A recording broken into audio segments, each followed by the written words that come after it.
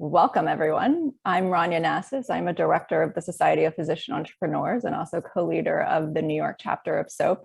And you're here today for our webinar on new strategies in IP portfolio management. We're going to talk about the do's, the don'ts, and the gambles. And if you are in medtech, biotech, diagnostic devices, this is a critical element of your company's story and something that investors will use to value you.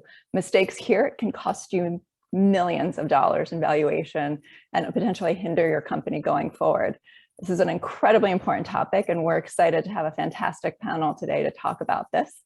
I'm joined, as we've been in previous webinars, our co-host for this event is the George Washington University Technology Commercialization Office.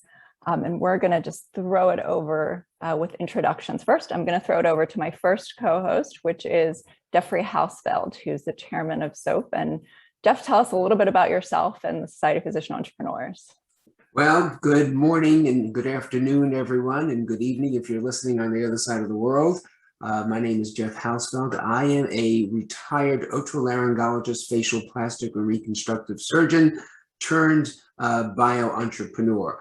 I've been doing this now for more than 15 years, and it has taught me in the application of the information that I've learned both as a physician and a businessman, that physicians, life science professionals, and everyone in the healthcare life science field, all of us providers and PhDs and postdocs, really are very smart and driven people.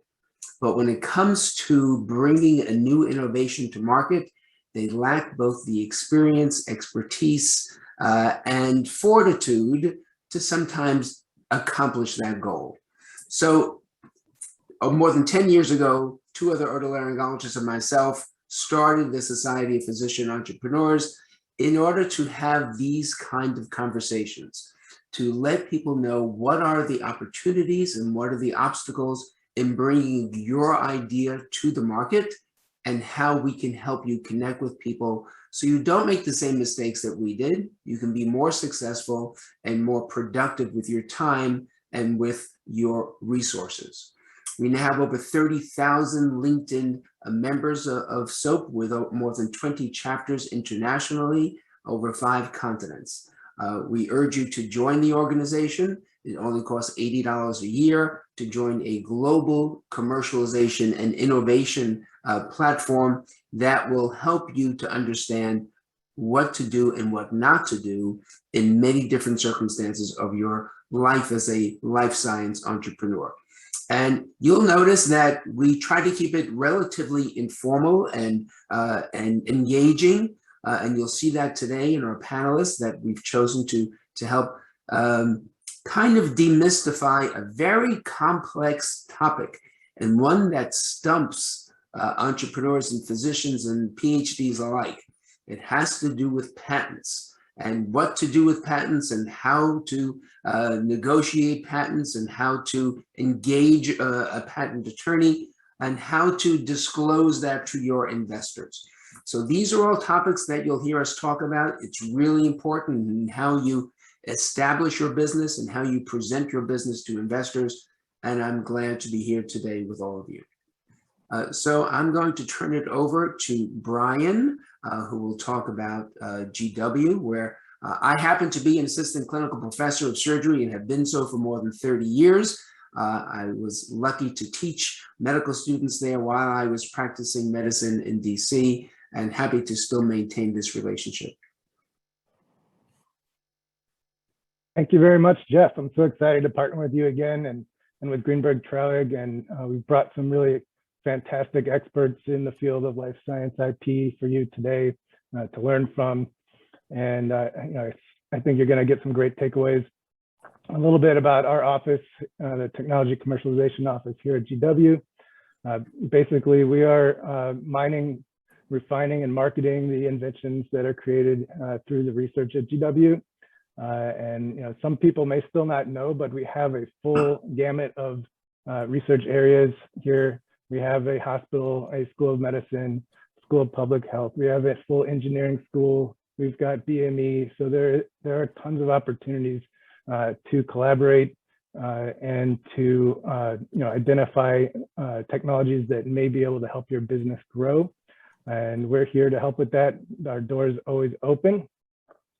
And we're going to have some hopefully in-person events coming next year, including an entrepreneur boot camp and innovation competition. So keep an eye out for those, as well as some others. I do want to kind of boast a little bit here because people may not realize what a innovation powerhouse we are. These are numbers from the most recent autumn licensing survey, and as you can see, we're kind of shooting above our weight here at GW, ranked 10th in U.S. universities for our licensing income for research expenditures. And income is a key metric for us because this means that primarily we have products on the market that are making an impact at the bedside and elsewhere. And also quite a lot of activity in IP. So hopefully with that experience from this portfolio, I can ask some questions for the experts today that will help you get some value. And as I mentioned, the door is always open, and I'm happy to talk with you and give you advice and make some introductions. But there are a lot of other people with expertise in our community that we work with, and so that's why we started the GW Commercialization Advising Network. So it's a very easy way for you to connect, ask a question that you need help with, and get a pretty quick answer from somebody who's maybe done it before or knows the right person. So please feel free to come and join the network and give and take as you may. And with that, I'm going to throw it back and we'll get this panel started. Great, thanks, Brian. Oh, so we are very lucky today to have two very accomplished patent attorneys with us from Greenberg Traurig, and that is Charles Andres and David Dykman. So Charles and David, please introduce yourselves and feel free to kick off the discussion today. Just a quick note, if there are any questions, there's a Q&A box. Feel free to use that if you're in the audience. We'll try to get to them, as many of them as we can throughout the conversation today. Also, as Brian posted, this will be recorded and available for viewing after the event. So David, why don't you kick us off? Sure. First, thank you, Raina. Thank you, Jeff, and thank you, Brian. I'm thrilled to be talking to this group. Long and short, I'm a medical device patent attorney, so I work with a lot of, they call themselves reform doctors. They may have been practicing medicine. Some of them may have never practiced medicine and went to the business side. But they are, trying to patent their innovations and commercialize them. And, you're lucky we've got Brian Koblitz here from George Washington University. Some of my clients have licensed technology from that university, so I can give the testimonial of what a good partner they are for early stage companies for licensing, and Brian in particular. He's focused on making the money for George Washington, but he realizes that means I need to help the early stage companies as well get the products to market. So he's been a great partner for my clients. And he was just recently promoted to the interim manager of the office. So kudos to Brian after a decade at George Washington. He's doing a great job, and we're thrilled to be here today. So I'm a patent attorney along with Charlie. We're both at Greenberg Traurig. Greenberg Traurig is a big law firm, 2,300 lawyers across the world, 30 offices in the US, over 10 foreign offices. I'm located in Boston, so a lot of biotech and medical device innovations going on right in my backyard. Charlie's in Washington, DC. Charlie, I'm a biomedical engineer before I went to law school, so medical devices are in my sweet spot. We've got a big team in Boston and across the firm. Charlie's the smart guy in the room with his PhD and worked at Bristol Myers before he joined us. But we both do the same thing, helping companies, helping our clients grow from early stage to VC backed, to M&A, to IPOs, helping with VC due diligence, private equity due diligence, and IPOs. I do it more on the medical device, the digital health side. Charlie does it on the biotech side. So Charlie, why don't you tell us a little about yourself and take it from here. Sure, David, thank you. And I'd like to echo the congratulations to Brian.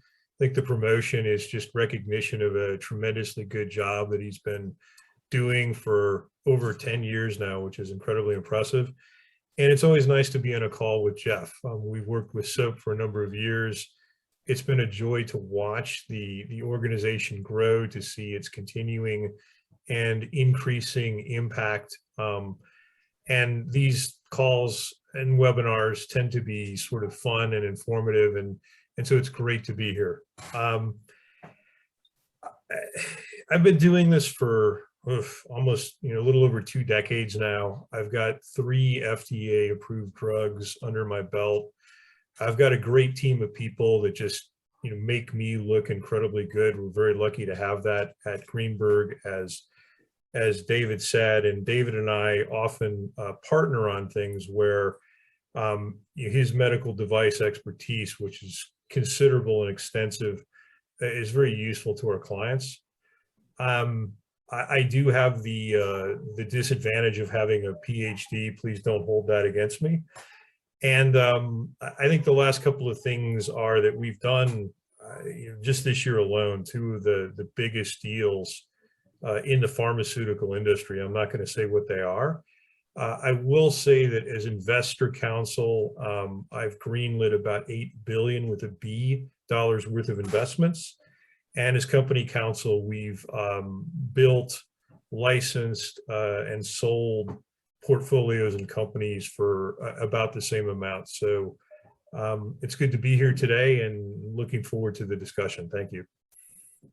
Wonderful. Well, thanks, everybody. I'm going to start off with a question for you guys, because I've always had questions for my patent attorneys, and Charlie will attest to that. We know that in life, they say that timing is everything. And I think that dictum holds true for patents as well. And the American Invents Act has been here now for about 10 years, changing it from first to invent to first to file. So that's presented a bit of a conundrum in that if you file too early, it's risky because what you file may be either incomplete or unsupported. So timing is an issue that every entrepreneur should understand. Give us your best advice as to the use of the provisional patent, how it's used, how you strategize its use, what kind of a provisional patent should people be looking at to help address this timing issue for first-time applicants. Okay, I'll go first if that's all right. Sure. I think there's 2 different issues here, Jeff, that you've kind of concisely bundled under a very good question. So this pops up in 2 ways. The first is maybe when you're contemplating filing a provisional application with multiple inventions, and maybe you've kind of done some work and you have some data for one of those inventions, but the other ones are more forward-looking. And in that case, there's a couple of considerations, right? The first is for those other inventions, you'll have 12 months to add to that provisional application. So do you realistically think in those 12 months you're going to develop the data and the protocols to support those? That's the first question. The kind of second, question that you need to ask yourself is, would you be better to file separate provisional applications for each one of those, so that if you end up with, say, you had 3 and 2 of them at the 12-month mark were ready to move forward, then you could move those forward and you wouldn't be forced to pull in the 3rd one. You could maybe let that go and then refile it until you had more time and resources to get that data. The second question, or the second thing that you bundled in here, is what do you do if you file one of these, and as you say, it's sort of in the initial stages, but then you find out that maybe someone else has published something and you don't have the option of letting it go and refiling it. And that's where we've seen people get into trouble. And the reason that people get into trouble is because you get in a diligence call and the other side will tell a narrative that goes something like this: you don't have data for what you're claiming. So when you get into examination with a patent examiner, the patent examiner may say, you haven't, I'm going to initially assert that you haven't taught someone reading the patent application how to make and use your invention. And so to respond to that, then you have to say to the patent examiner, well, of course we've put these examples in, and even though we haven't performed them, everything would work exactly as we've predicted. This is a very predictable series of inventions and steps, and there's nothing unexpected here. And if you convince the examiner of that, you get around it, but then the examiner comes in and gives you a second rejection for something called obviousness or inventive step. And the problem with that is it's a bit of a squeeze. It's like a baseball play, because in many cases, the way that people get around these is they present data of unexpected and superior results.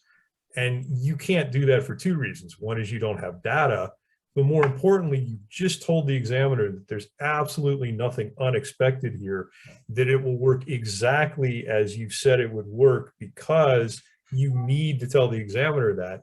And so now you've taken away this other option of dealing with the other issue that the examiners raised. And I've seen several diligences go sideways because that very issue came up. And so the last point in this is that if you're the CEO of a startup company, your fundamental job, and I don't have to tell you this, Jeff, you know this, is to raise money. And you need to be raising money because you need to be able to get people into a wet lab, and you need them to be generating the sort of data that you get to support these, so you don't run into these squeeze play situations. And so it really is, it's not just a patenting issue, it's more broadly connected to everything else. And I think what you find out in startup world is really that everything is connected to everything else. And so in some ways, it's very hard to just isolate patents as a piece of the puzzle and say, we're going to talk about patents in a vacuum. David? Yeah, no, and I think Charlie did a great job of summarizing this. And I think Jeff's question is one that we get often. And I think a simple line kind of summarizes, if you needed to summarize an early stage or a doctor's patent strategy, I would say it's 4 words: file early and file often. It's actually 5 words. But you do need to file early. You have to be the first one to invent your application. You don't want to wait too long and have someone beat you in the patent office. We've seen that days do matter. If you know the big CRISPR patent litigation that's going on right now from competing laboratories on the East Coast and West Coast, those applications were filed just a few days apart from each other. And so there is a first mover advantage, but you don't want to file too early. So that's why you file often. You file your first application, you go through that 1-year period, get as much as you can into your non-provisional and your PCT international application, and then you continue to file applications on your incremental improvements, whether it's a year later, 6 months later, 18 months later. So you're really building a patent portfolio. I think when doctors approach patents, and oftentimes for first-time inventors, they think getting a patent is the end of the game. But as Brian and Jeff and Raina know, getting a patent is just the beginning. What really helps protect your invention is a patent portfolio, which has many different patents of different scope on the device side. And on the biotech side, we're seeing it too with convergence. You want to patent the composition of matter if you can. You want patents that cover the method of use. You want to cover the fundamental medical device. Then you want to have a separate patent on any disposable components to that. And then you want to cover the innovations that are going to happen as you develop your product over 2 years and 5 years. So, that leads to patents being expensive, but you don't need a patent, you need a patent portfolio. That's what really helps get your innovation noticed by the bigger companies, make them license potentially your innovation, or buy your company if you have an early stage company. When it's one patent, you think about it, if there's a tree branch down in the road, you can kind of drive around the tree branch. And I say that analogy because we had a nor'easter in Boston. There were trees down all over yesterday. And I had to take a different route for my kids to school because one road had a branch down, but the other road had a big tree down with 10 branches. And that was a roadblock. And that's what you want your patents to be. You want your patents to be a roadblock. So you can keep out competitors. You can force bigger players to take a license or acquire your company to get access to your patent portfolio. So I think that's the real patent portfolio strategy. But if you take nothing else away from today, it's those 5 words: file early and file often. Yeah, thank you, If I David. I think you brought up a very good point that is not usually seen by people who are just entering the life science and healthcare field, in that one patent, it just doesn't cut it. You know, there are so many different patents that you have to really consider, whether it comes to composition of matter or a process patent or an indication patent. All of these are meant to protect your asset as you bring it to market. And it's overwhelming when you think about it because of the cost that's involved when you're a young company trying to decide how to allocate scarce resources. Yeah. No, and that's a great point, Jeff. You know, and I think one thing I can do for the audience, because this is a good topic, but I know we've got a lot to cover. I wrote an article that's really on 3 steps to develop a strategic medtech patent portfolio. I'll put that in the chat, along with some other articles that you can look at on the web that are useful references. So thanks for that. Charlie, I think you wanted to add something. Yeah, I think I'm going to go back to maybe what is the other theme, that everything is interconnected, right? So we talked about the need to raise money to do the research that enables a patent. You know, the need to have money to develop the patent portfolio, the need to have money at the same time to move along your regulatory pathway.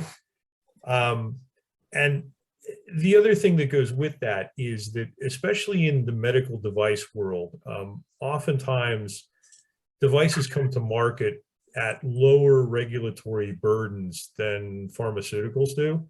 Mm-hmm. And so you're going to rely even more on your patent portfolio if you're protecting a medical device, because you're not going to have market exclusivities that are provided by the FDA.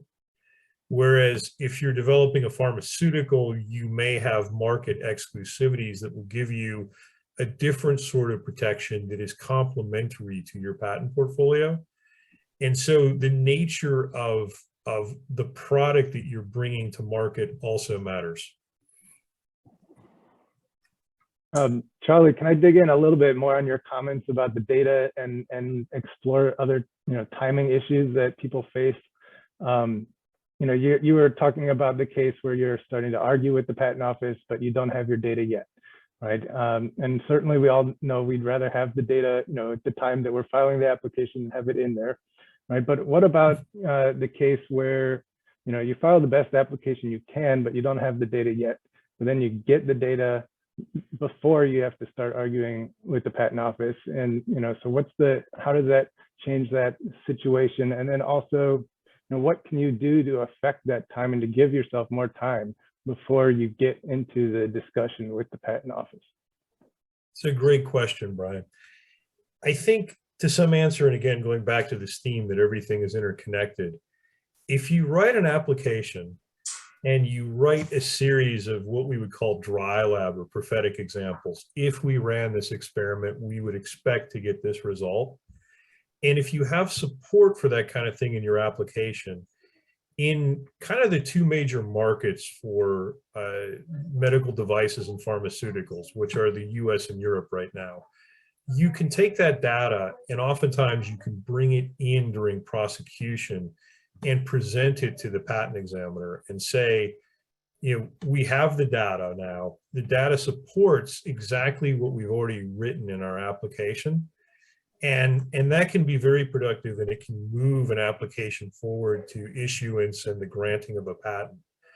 The thing about that, though, Brian, it varies by jurisdiction.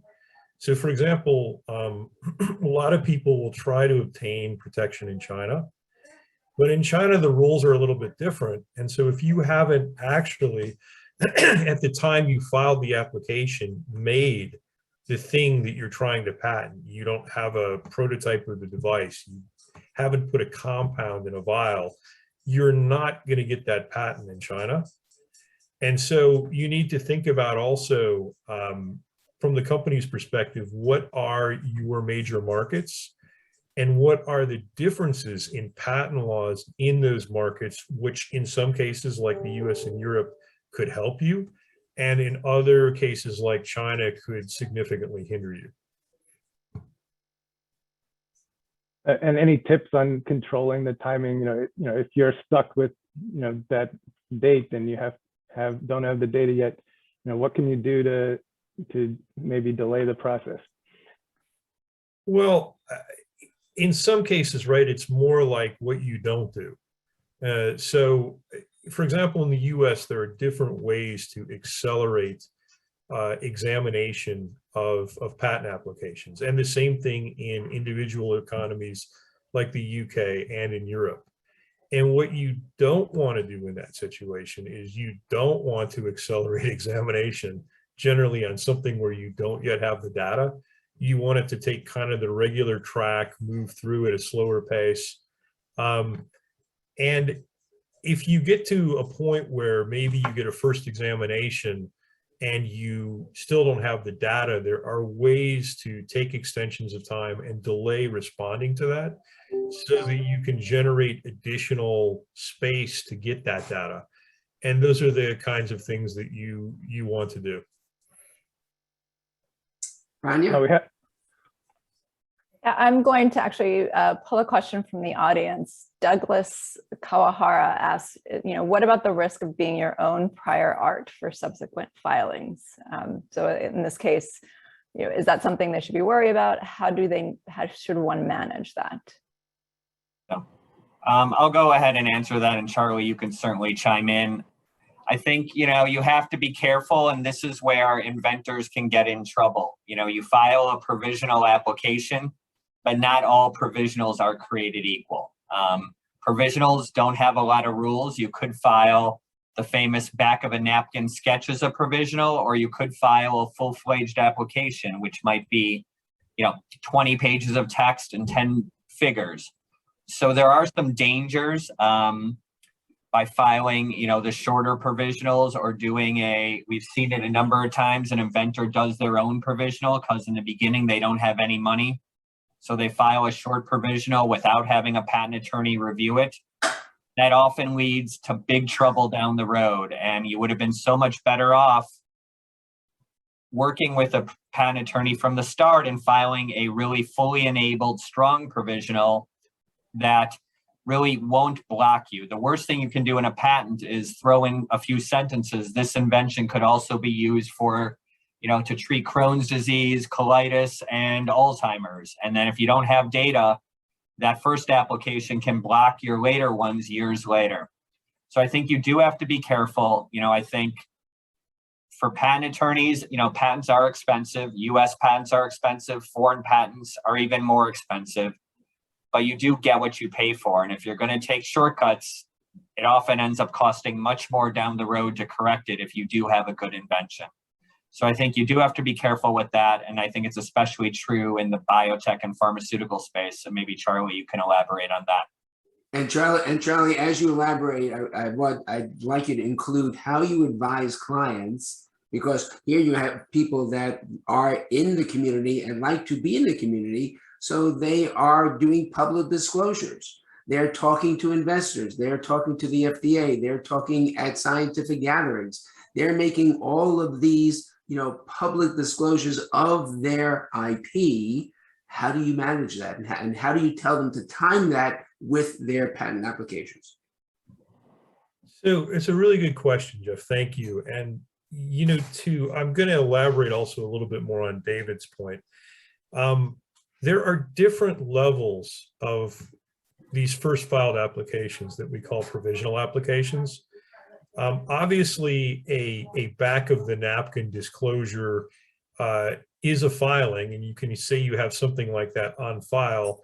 But when you present that to a potential investor, usually under a confidentiality agreement, that's not going to really impress them.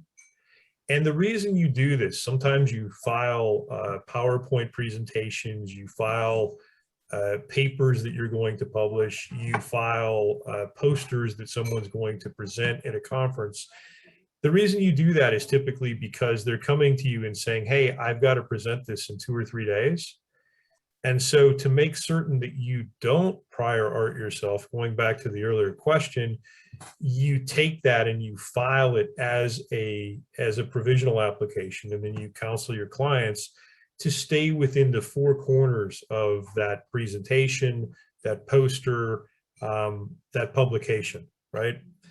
And then what you want to do is over time, depending on what you filed, you want to take that 12-month period and build that out so that when you hit the point where you start prosecuting, you feel like you really have a solid, well-crafted application that covers everything that you want to cover, is broad enough to allow you to pivot if you need to pivot, will impress investors, and that has fallbacks both for patent prosecution, but also for different claim scopes. Because one of the downsides of having to file in Europe, and most companies will need to, is that there are these things called oppositions, Jeff. And there are similar but different procedures in the US Patent Office. People like to use European oppositions because you can challenge patents that are about to grant in a way that it's done anonymously. There are corporations that are set up in Europe, and European patent attorneys file these in the names of these corporations. And so, you have to kind of also expect that if you're being successful and if you're patenting something that is significant in a space where you have competitors, that a benchmark of your success is that someone is going to challenge that patent. And so again, it plays back to, you really want to have a very good, very solid application with claims of different scope, so that even if a broader claim is knocked out, you're slightly less broad, and claims will survive, and you're still in a position to create problems for competitors. Good. Rania, you have another question? I do. This one also comes from the audience. I'm going to do a question from Greg Grover, which was, as a startup, how do you suggest one go about doing a freedom to operate? And I know this is a question Jeff and I had discussed as well too. How do you advise early startups go that route to sort of see if they should even be filing patents if what they have is patentable? Yeah, so this falls into the do's, don'ts, and gamble. So this is the gamble portion of the title here, because first of all, Charlie, I think you should describe what a freedom to operate is, how extensive it is, what the potential cost is, and then talk to these entrepreneurs we have attending, saying to them, here's why I'm telling you to spend this much money at this stage to get a freedom to operate. And here's why I'm going to advise you to wait for another time to do that. Thank you, Jeff. And David, please chime in when I'm done, because I'm certain you'll have helpful observations as well. As a general rule, sometimes people confuse freedom to operate with patentability. There's a difference. You can have a patent on something, but still not be able to put that product in the marketplace because someone else has another patent that can create an issue. So when you're doing a freedom to operate search, what you're basically saying is, we want to make certain as best we can that we have a clear path to market, and on the day when we go on the market, we're not immediately going to get sued. That implies, if you think about it, necessarily that you're pretty far along in your developmental pathway. And most startups are not going to be, especially at the beginning, very far along in their developmental pathway. So you really, in most cases, do not want to do a freedom to operate analysis early on, because you may not even know what the product you're going to market is going to be. And the whole point of a freedom to operate analysis is to clear the pathway to market for that product or that service. So it's an expensive exercise. It can cost tens of thousands of dollars. It's better delayed until later in the startup life cycle, when you're getting closer to moving something into the marketplace. Now, what you were talking about, though, I think, Raina, is what's the how do we know that we can patent this? And that is something that is more of a landscape analysis, right? And the wording may not make a difference to inventors, but to patent attorneys, when you say landscape analysis, it's like looking at a Monet. It's soft, it's pastel-like, it's sort of, it's relaxing, and you're just filling in information and giving people more certainty. When you say freedom to operate, it's like you're kicking in people's adrenaline. Their pupils are dilating. They get very focused and very aggressive sometimes. So a landscape analysis, which doesn't have to be terribly extensive or even terribly expensive, especially because you'll have scientists and engineers who know kind of the space that you're operating in, is just saying, basically, do we think we have novelty? Because if we don't have that basic precondition, we are not going to get a patent. So you're looking to make certain that within a reasonable amount of work, you have novelty, and when you file this and you move forward, at least some of your claims that are examined will be indicated as being novel. That's very important, because when you get that first examination and you go into a diligence, that's something that you can put into the slide to help impress investors. And it's even better if those novel claims also happen to point to a product that you are intending to market. So, for example, if you go into a diligence and you say, well, we got a search report and this is a biotech application and these sequences are novel, that's great. But then an attorney on the other side is going to say, is your product encompassed in one of those sequences? And if the answer is yes, that's really impressive. If the answer is no, it's a nice to have, but it's not really dispositive. David, please jump in. And I think, everything Charlie said is right on point, but I'm going to take it a step back. Something I tell doctors I often confer with, when they're filing their first application.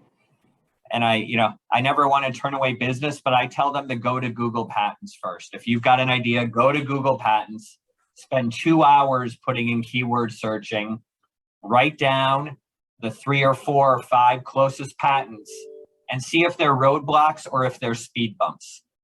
If you look at your idea and you find a patent and you go, oh no, that's exactly my idea, you may have hit a roadblock. If you find things that are close, oh, this is similar, this is a surgical clip, but mine is different, because then you found speed bumps that you can drive over or drive around. And then I say, come back to me, and then let's do that. And I think a lot of the freedom to operate, it's always great to know knowledge is power, but a lot of it is also on budget. Freedom to operate is an art, not a science. You can spend 2 hours patent searching, or you could spend 20 hours patent searching, and you might not find the important patent till the 19th hour, but all that costs money. So it's a question I often pose to early stage companies, to solo inventors. You can spend a lot of time and a lot of money doing a landscape or a freedom to operate search. Sometimes it's more important just to file your application as a provisional and put your money there. It's a question of resource allocation. But while you're figuring out the landscape, you also want to make sure you're filing your patent application. And Google Patents is sometimes the middle ground.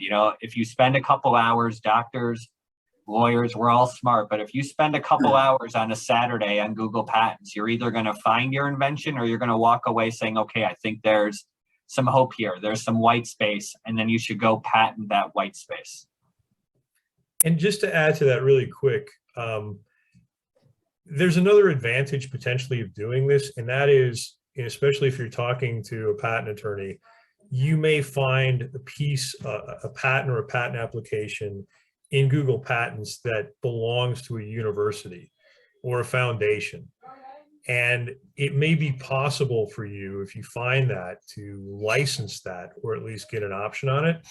And then it suddenly becomes part of your portfolio, whether it's directly relevant to what it is that you want to bring to market, or whether it's what a VC would call an adjacency. And so there's additional benefit potentially to be gained from doing exactly what David is suggesting. Charlie, we actually have a question on the topic of licensing an IP, and from universities, or I think applies generally to wherever you get it from, right? You get in a situation where you have different owners between your own in-house IP and things from outside or co-developed, and how do you manage when the inventions may be related or and pretty close, and there's different perspectives on how to proceed? Yes. So if you're licensing something, Brian, right, as long as you have the license, ideally the license is exclusive, but it doesn't always have to be. And as long as you're current with, all the requirements in the license, you paid your annual fees, you submitted your annual reports, you especially probably know that companies tend to always be late on the submission of reports. You treat that IP as if it is your own, because in a sense it is. It's kind of like renting a house or renting a townhouse or condo. In many ways, during the rental period, that is your own. You have a lot of rights in it. And so you point out to people when you're going through a diligence that you've licensed this. They will want to see your license. They'll want to review it. They'll want to confirm that it's current. But basically, you treat that as if it is your own IP, similar to anything that you created in the company on your own and that you filed on your own.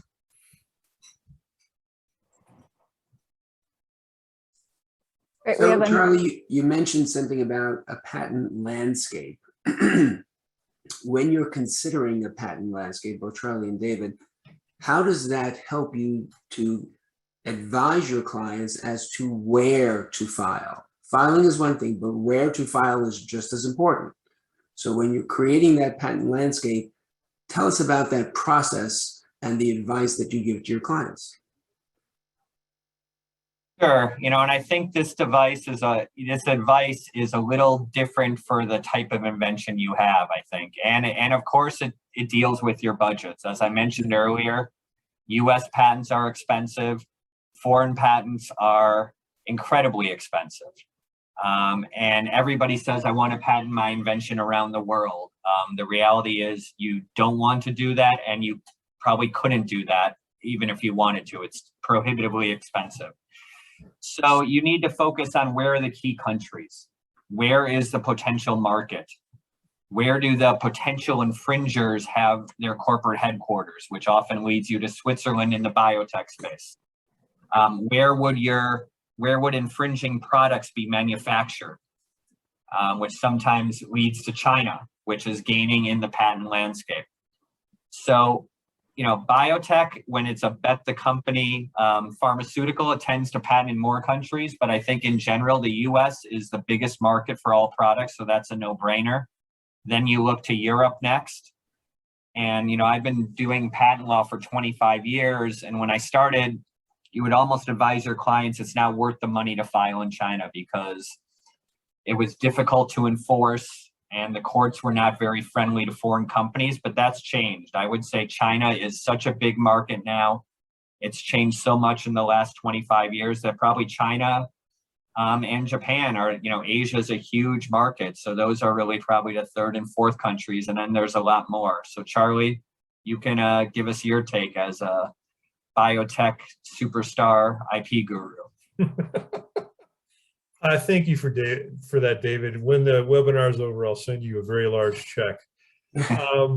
I think everything you said is right. You know, minimally as a startup, you're not Pfizer. Pfizer can pretty much afford to file in every country in the world if Pfizer chooses to. But you can't, right? You've got many competing calls on the limited funds that you have. And so you minimally need to file in the US and you need to file in Europe. If you don't file in Europe, except in rare circumstances, investors either will not invest in you or they will radically decrease your company valuation. So it's really not optional. As David was saying, like, it's expensive, but just because it's expensive doesn't mean that it's optional. China is very good, both from a manufacturing perspective, but more from also a partnering perspective. Really what you want to do in China in most cases is you want to partner with a Chinese company that either has the manufacturing capability or has the distribution channels within China, or has both.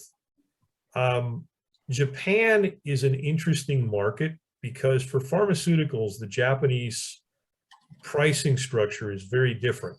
In the US, pharmaceutical prices tend to go up as time moves along.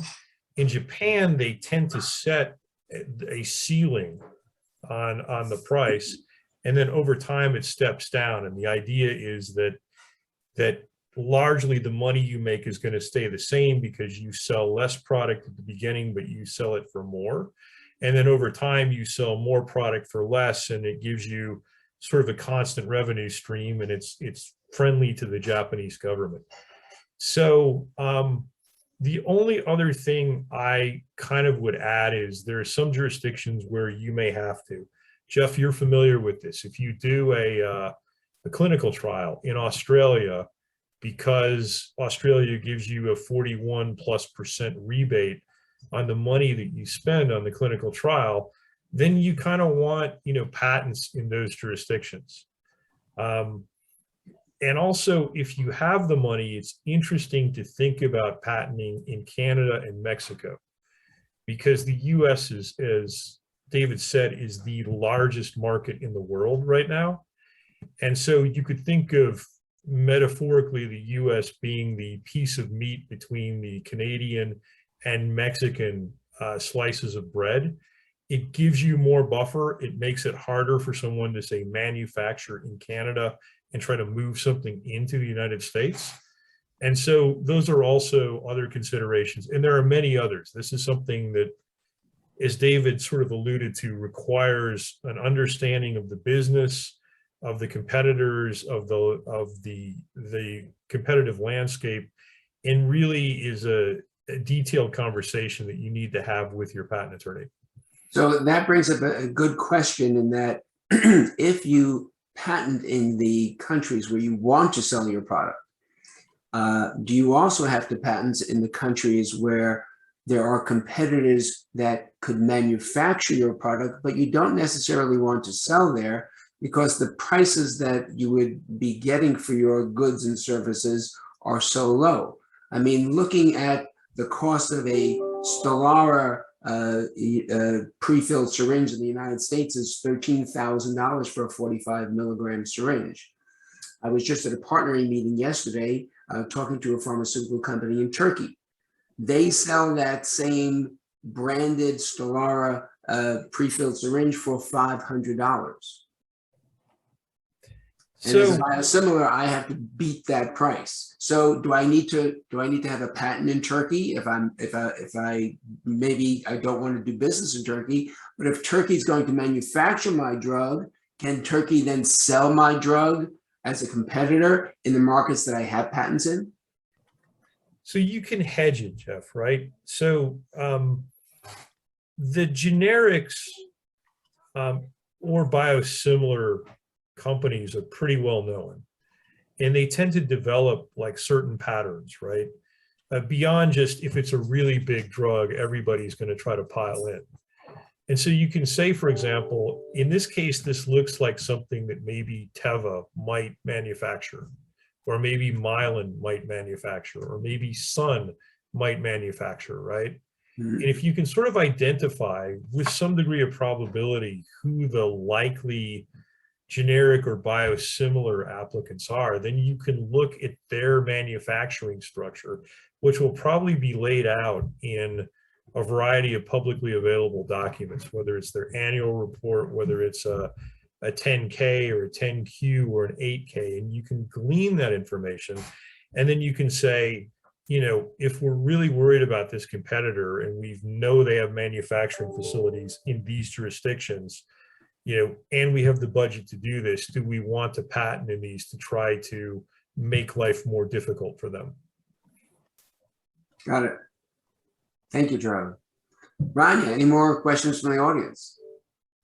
Yeah, so we have one question about, cost. We've alluded to the fact that it's very expensive to file patents, but we haven't really talked about, ballpark. What is that, what should be budgeting to, file a first patent, maintain it, and then for filing new patents and maintaining that across different countries. Obviously startups are very bootstrapped in the beginning, and patents actually present this sort of chicken and egg problem from a fundraising perspective, in that investors want to see patents in order for you to be investable, but in order to get a lot of those patents, you actually need a significant amount of capital to get it. And so could you give us a sense of, what entrepreneurs should be budgeting for this? And then also any advice on how to navigate that chicken and egg problem of, in needing investments, needing patents to get a high investment? I think that's a really great question. We can spend the next hour getting into it if you want, but we'll try to do it in the next 5 minutes. I think, and it is a real challenge, because you need to file your patents before your idea is proven, often before there is a prototype, before you have any clinical data, often, because you need to file early and get to the patent office. And I think one thing that we've done with a lot of doctors, it's almost a collaborative approach to patent drafting, where if you're willing to do some of the heavy lifting, we ask them to do their own write-up, and then we mark up their write-up with questions saying, expand on this, tell me more about this use of the invention. Do you have any images or graphs, or can you even do hand drawings to show what you're talking about? And we go back and forth often 2, 3, 4 times. And that's a way for an independent physician to do something more on a budget. And if you do it in there, the challenge is with these is it's not one size fits all. And oftentimes you get what you pay for. There are invention services out there. If you're up at 2 a.m., you might see some advertisements for them late at night. Will help you patent and commercialize your invention. We've heard horror stories from them. I'm sure it works for some people, but there's no shortcuts to a good patent, and it can be expensive. So, and I think it depends on the technology as well. And it's similar to driving a car. You can get from your office to your home, you can get there in a Yugo. You can get there in a Toyota Camry, or you might choose to get there in a Tesla. And it's the same with patent applications. You can file a short disclosure, a medium-sized disclosure, or really you can file a Tesla of patent applications, and it's going to cost you more money. I think for a provisional application, depending on the technology, you probably need to budget. Working with a good patent attorney, it's probably going to be somewhere in the neighborhood of $5,000 or up to $10,000, depending on how thorough you are and depending on how much sweat equity you're willing to put in. And it just gets more expensive from there when you have to convert it to a US and a PCT international application, and then file those applications in other countries. So one of the games we play with the patents is using the PCT application, which stands for Patent Cooperation Treaty. 150 industrialized countries have signed on to that and said if you file the application in one of our countries, you can delay filing in our country for up to another 30 months in some cases, or certainly it would delay it at least 18 months. So you're pushing your costs down. Hopefully by that time your idea is proven. Maybe you found some investment. One of the articles I wrote is about how patents can help you lead your way to an investment. And then the costs aren't so daunting if you've got a bigger bank account. But if you're paying out of your own pocket, patents are an expensive way to do things. That doesn't mean you shouldn't do it. You just have to be prepared. So Charlie, fill in the gaps I missed. I'm not gonna fill in a gap, David. I'm just gonna go a little earlier in time. So I have two sets of rules for startups, right? And I'm going to give you one rule set here, which is only two rules. So the first rule in this rule set is, as a startup, you're always raising money. And the second rule is that as a startup, you're always for sale if the price is right. And these are pretty, simple rules that are actually very helpful. So you get that first application that David was talking about, and you get it on file so that you've got some protection, so that you've got something to show potential investors. And then you put together a slide deck or two slide decks, depending on how you're going to do this. And then you should immediately, and we don't use the term should a lot, right? What we really say is this is what you can or can't do, and these are the risks. But in this case, I will use the term should. You should be out raising money based on that application, based on the concept, based on your slide deck. Getting that feedback from potential investors, while sometimes difficult and harsh, is very important, because it's starting to tell you something about how the market is viewing what you are doing. And really, you need to find a niche within that market. So while you're doing the things that David is suggesting, which are all very good things, once you've got that first application on file, you absolutely need to be using that as part of your toolkit to go out and to raise money so that you can continue to progress the company and progress the product or the service as it moves along the developmental pathway. Right. And I just have one follow-up question, because this is one I actually encounter a lot in the startup community. And David, you had sort of mentioned the ads that will help you sort of file your patents, you've heard some horror stories there. The other one we often hear a lot is actually patent attorneys doing the work in exchange for equity into startups. What are your thoughts on that? When does that work? When does that doesn't work? What's your general advice around that? Given that just the cost in many cases, startups just don't have the cash. So, I think there's, like everything else, there's the good, the bad, and the ugly. If your invention really is the greatest thing since sliced bread, if it is a home run, and you give away, some equity, and let's just take a term out there. You give away 10% or 20% equity in exchange for a $10,000 patent application. If you hit a home run, that's going to look like a bad investment for you, a great investment for the patent attorney. If your invention fizzles, if it's the ugly, that's great. You're not out of pocket. The patent attorney may have spent some time, and it may be wasn't a bad bet, but oftentimes it's somewhere in the middle. So I think, not every attorney can do that. The attorneys that do that tend to be people who may have left a large law firm and are more solo practitioners or small firms on their own. And, you just have to be careful, like anything else. You need to make sure you don't get taken advantage of, and you need to make sure they do their job, and they're just not doing the bare minimum to file a minimally viable patent application to see if it actually works. And then down the road, you're hamstrung, like we talked about earlier, where it doesn't really give you the support you need to fully exploit your invention. So I think, as Charlie said, for early stage companies, you can never have too much money in the bank. And you never, once you raise your round, that's the day you start looking for your next round of funding. So I think that's, I think you just have to, you have to tread with caution, I think. And sometimes, you use an analogy of your house or your car. If someone offers you something for free, usually you say that's too good to be true.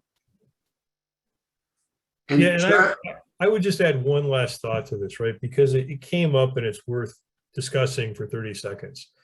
There are different types of patents. I'm not going to get into what they are, but the kind of patent that we're talking about is a utility patent. There are also patents that you can get on certain types of plants, and there are also patents that you can get on ornamental designs. So it's the design and it's not the function. And the horror stories you hear about these kind of 2 a.m. ad companies is they will take your invention, they will put a blue dot sticker on it, and they will get an ornamental design patent on the invention with the blue dot sticker, right? So then they tell you, you have a patent, congratulations. You don't understand that you don't have the utility patent that we've spent talking about for the last hour. You have this design patent, which is incredibly easy to get around. Somebody just doesn't have the blue dot on it, right? And so you have a false sense of security. You also have a misunderstanding of value. And again, going back to David's earlier point, you do kind of get what you pay for. So Charlie, you're starting to bring up some blunders, and I want to make sure before we run out of time that we hit on some of the ones that come up in every IP talk and get your own kind of thoughts on these, right? So, one is when the startup doesn't get a written assignment from the inventors to the company. They may think, hey, there's only 2 of us in this startup. Of course, we're going to assign it to the company. We own it, right? And then the other is that maybe they have the list of inventors wrong, that maybe it's too many or too few, and let's throw everybody on, we'll fix it later, or something like that, right? So have you guys really seen either of these cases? There's some kind of example that you can help us understand what we're worried about here?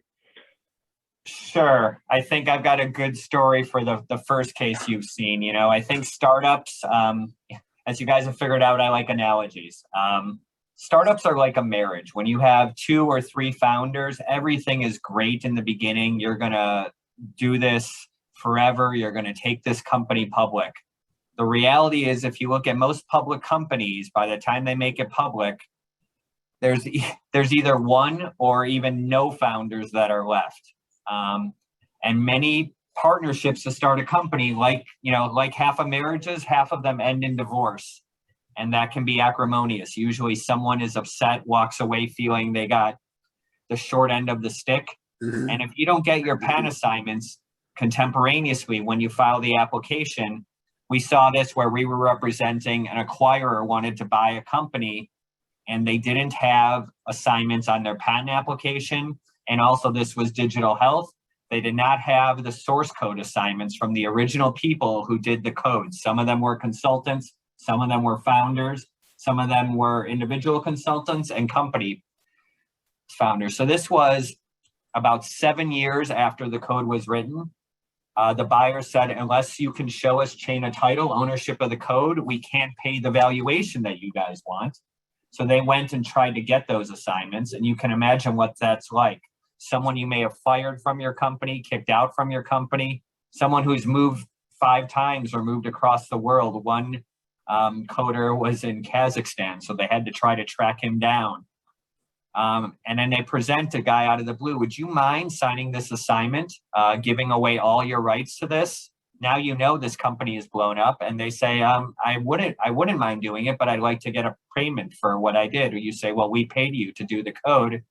You're saying, well, now if you want my signature, you need to pay me more. And in this case, that's what the early stage company had to do.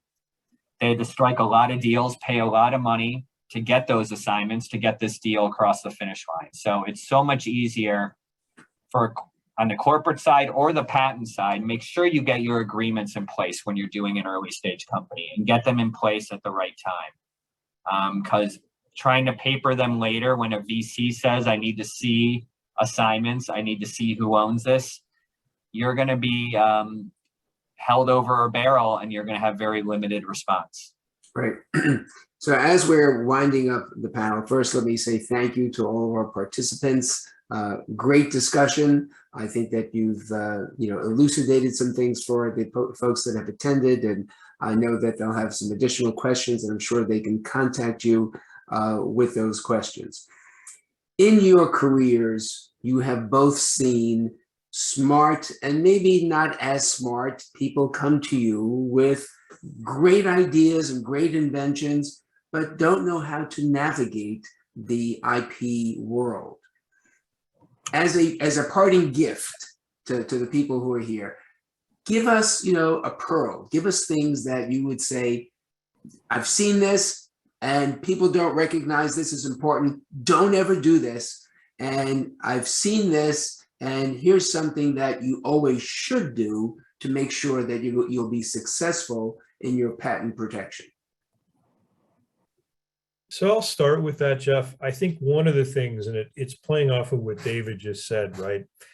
When you bring people into a company and you're giving them compensation of whatever sort, stock, money, whether they're a founder, an employee, a consultant, what you want to do, and this is a little bit simpler than I'm portraying it, but we don't have a lot of time, is you want an agreement with each one of these people that has specific language in it about assigning any IP, whether patentable or not, that they generate to the company.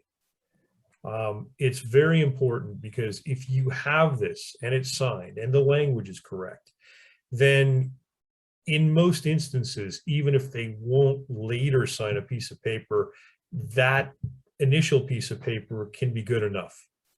And it can be filed in a patent office, and a patent office will recognize it. And if it's part of a broader sort of, for example, employment agreement, that employment agreement can be redacted so that it only has the relevant assignment portions in it. So I think one of the very basic housekeeping techniques that you can engage in to protect your company is to make certain that everyone who works with the company has one of these agreements and has signed the agreement, and that you keep it somewhere where you can access it, because it really is a very significant insurance policy. And that's a great point, Charlie. I think, I'll give some nuggets, short and sweet. I think the one when I talked first, file early and file often for your patents.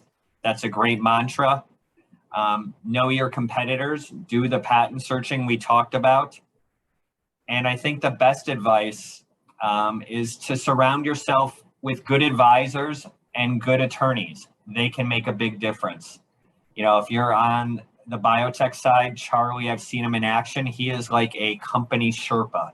He will guide you through the mountains, and make no mistake, developing an idea through a company is a treacherous road. You can get off the highway so many ways or fall off the mountain, and you have to do everything right. And having a guide who's been there and done that before makes a big difference. So surround yourself with good advisors, and I think surround yourself with good counsel. Hire a good lawyer. It'll end up paying it for itself many times over. Rania, can you help us close? Yeah, I mean, I would say just one final question for all of you, which is, Charlie and David, you're on, you do due diligence on companies. What are the most common mistakes that when an investor asks you to do due diligence, what is the thing that in most cases causes you to say, you probably shouldn't invest in this? And Charlie, you mentioned you've, greenlit almost $8 billion in investments. So I'm sure entrepreneurs would love to know what they should not be doing in this case. So it's a great question. And there's not a one most common mistake, right? There are maybe some things that are more important than others.